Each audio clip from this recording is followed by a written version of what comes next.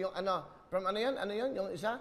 From Yung north Calax, to ano? yung ang tawag dyan, yung Skyway Stage 3. Yung Skyway po. Kuya Alam Will. niyo, malaking bagay po ito kasi para nalalaman natin. Para yung mga anak nyo, kamag-anak nyo, doon ka na dumaan para, kumbaga may informasyon mo kayo. Importante ito, kumbaga knowledge to sa atin.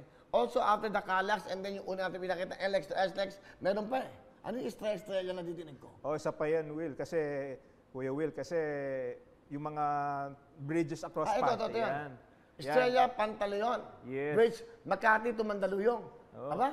Kasi ito, ang maganda dito, dati kung pupunta ka sa Mandaluyong at galing ka sa galing ka sa Makati, dadaan ka pa sa EDSA, sa may Guadalupe.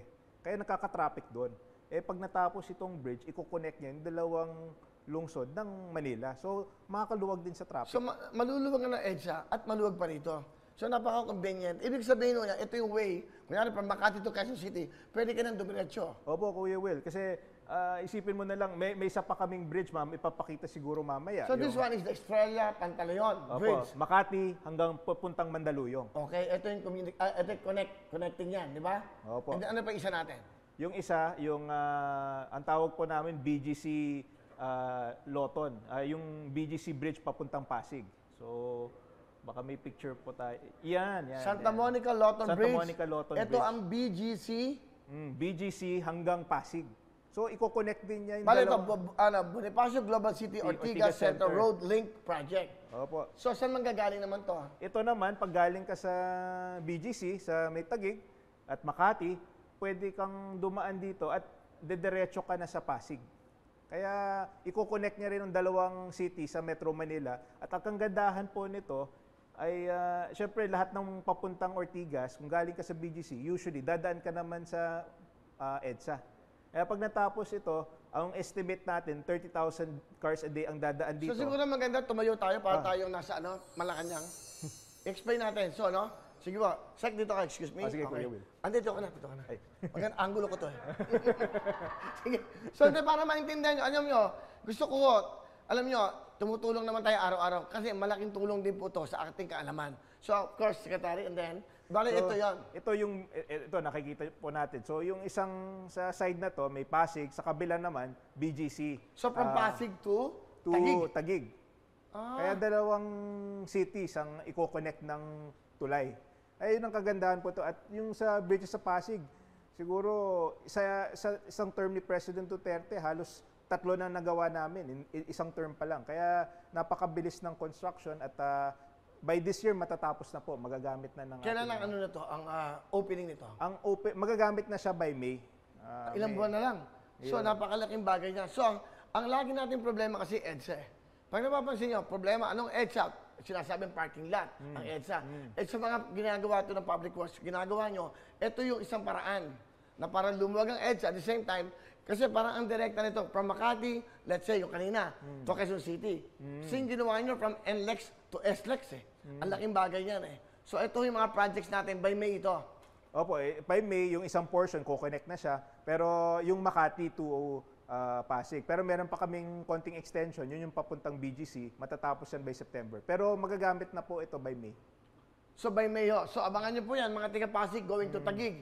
Okay, and then, ano ba yung mga projects natin? And di ba, meron pa ako nadidinig ko lang sa kanila, meron daw kayong Binondo, Intramuros, ano ba yun? Ay, isa pa yan. Galing po ako doon kanina. Ito yun. Ito nyo, may arco siya. May arc, ito bagong technology, may arc. Tapos pagtapos na ito, iro-roll nyo Bakit siya. ano to? Galing naman saan to? Ito, galing sa Intramuros, papuntang Binondo, sa may Chinatown. Okay. So, ito, makakaluwag din ito sa traffic sa Manila area. At makikita nyo, yung ginagawa namin mga infrastruktura ay napaka-iconic. Hindi lang siya bridge, pero syempre, tingnan mo naman na napakaganda ng arko, bagong technology. Ito nga, pagdating ng, siguro within this year, makikita natin, i-roll yun na to sa gitna. And then, magagamit na ng ating mga kababayan. So, napaka-convenient po nito para sa atin lahat. So, ito yung Binondo Intramuros Bridge, connecting yun. Meron tayong Pasig to Taguig at meron naman tayong kanina, Makati to Mandaluyong. So, ang galing ha.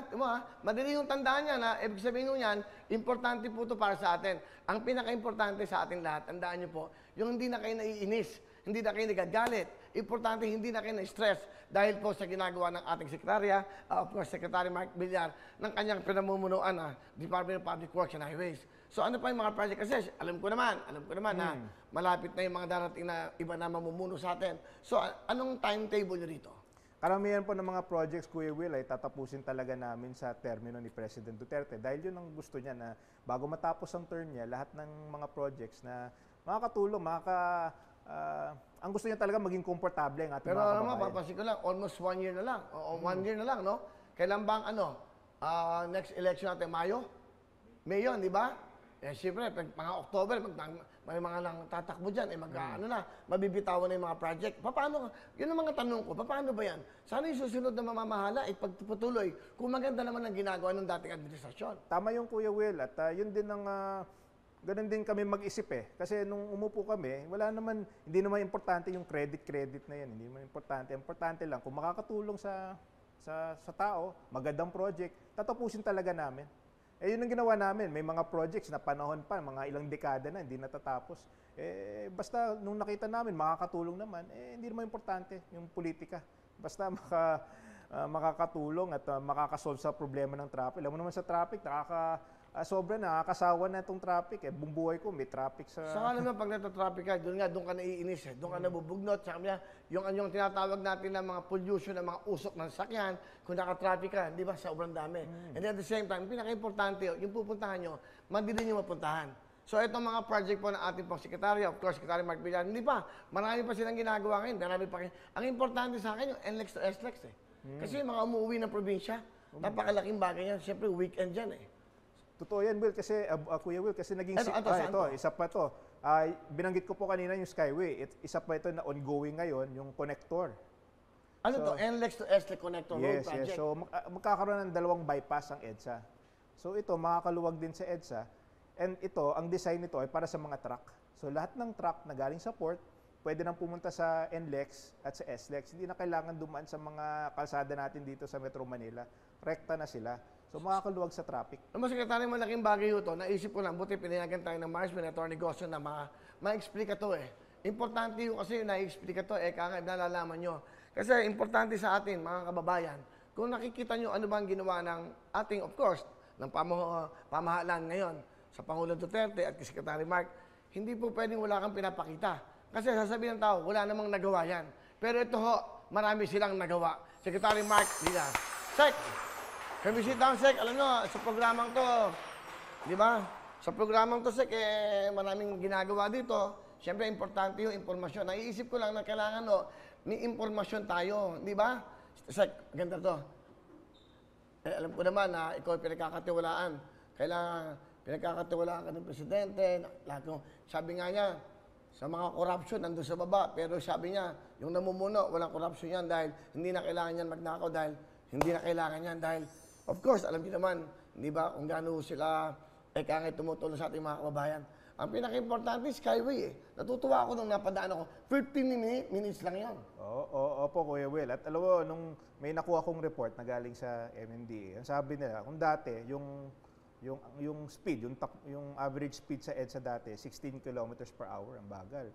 Nung nagbukas yung Skyway, naging 27 kilometers per hour na yung takbo ng traffic average sa EDSA. Kaya malaking effect. May question ako dyan. Ngayon, libre. Kailan magbabayad? Yun, pinag-uusapan pa namin. Siyempre, gusto na talaga namin yung kung ano yung presyo. Dapat yung tama lang.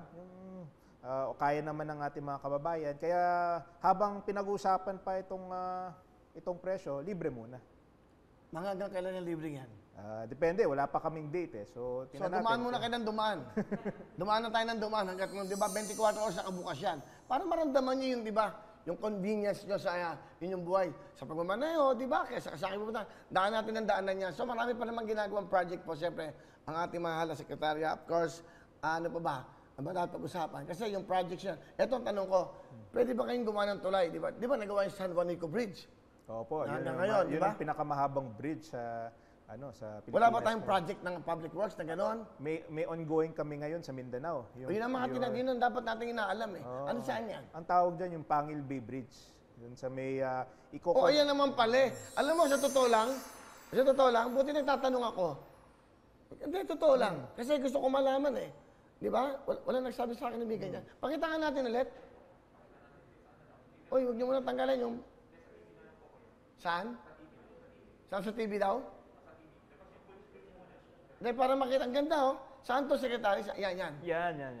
Ito, ongoing na, nagsimula na yung construction Pangil Bay Bridge Pangil Bay. Project. Lanao del Norte to... to Misamis Occidental, yung Tangub City. sa Okay? Misamis So para Occidental. malaman natin mga kababayan si Misamis Oriental, Lanao del Norte. So ano po ba sabihin niyo gusto sabihin sa ating mga kababayan niya? Itong camera mo direct. Ay, ano? Secretary.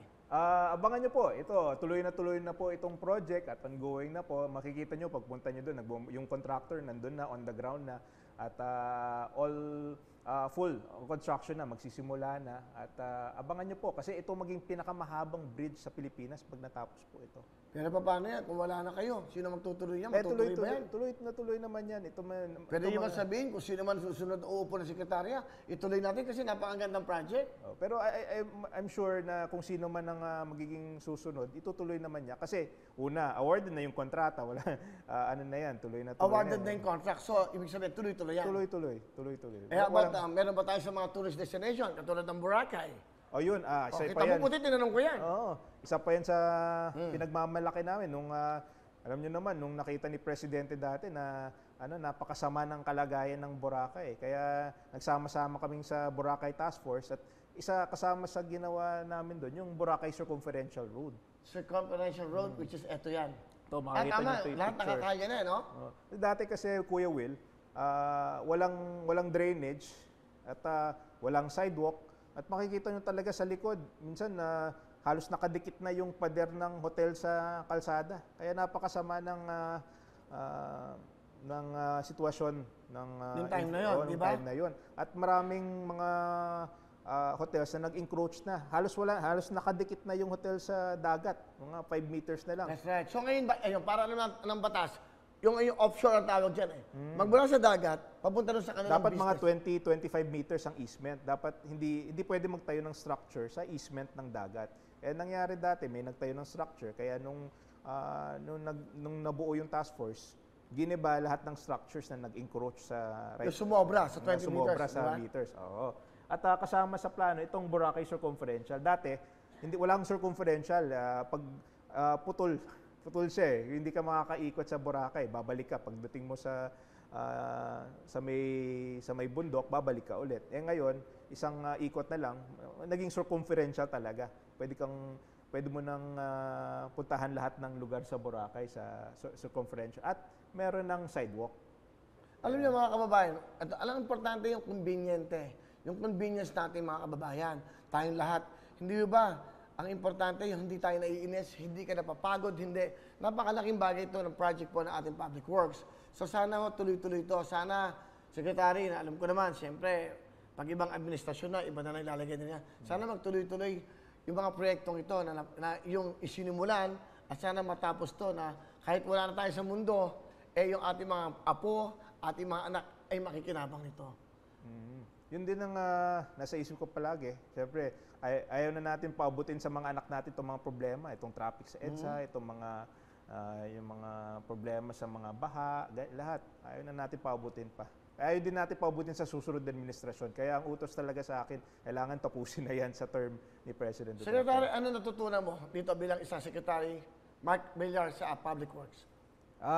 Marami akong natutunan eh. Nung nagsimula ako, 38 years old pa lang ako. Siyempre, mahirap talaga yung trabaho. Pero kailangan lang talaga yung pagtsatsagaan mo talaga. Yun na, hindi naman ako yung pinakamatalino sa klase. Hindi naman ako yung pinakamagaling. Pero siguro ang dala ko lang yung medyo lang talaga ako. Stubborn lang talaga. Kaya tiyaga lang talaga. And I think importante yung dedication mo eh. Di ba? Not just for, of course, sa sarili mo, importante sa ating mga kababayan. Yan ang ginagawa ng Secretary Mark Villar. Yan po ang ginagawa nila para sa ating lahat. Again, Secretary, meron ka ba bang gusto sabihin sa ating mga kababayan? Sa ating mga kababayan, asahan nyo po na patapos na rin ng termino. Pero sa last year and a half, talagang magtatrabaho kami 24/7 para ma-deliver itong mga proyekto. At definitely, ang gusto talaga namin, guminhawa po ang buhay ng lahat ng ating mga kababayan. Department of Public Works and Highways Secretary Mark Villar, sir, thank you very much Thank you very much again. Maraming salamat. Yan po ang importante. Importante po ay malaman natin kung anong progreso, anong development ng ginagawa po ng ating mahal na pamahalaan. And of course, Secretary Mark Villar is there para po sa ating lahat. Hello mga kapuso! Ako po si Ipon. Minabati ko unang-una dyan mga kaipo natin, mga kaskwami ko dyan. Nagustuhan nyo ba ang video na to? Marami pa kaming inanda para sa inyo. Mag-subscribe lang sa Wowin YouTube channel. Tsaka, don't forget to hit the, the bell button para lagi kang updated. Yun lang!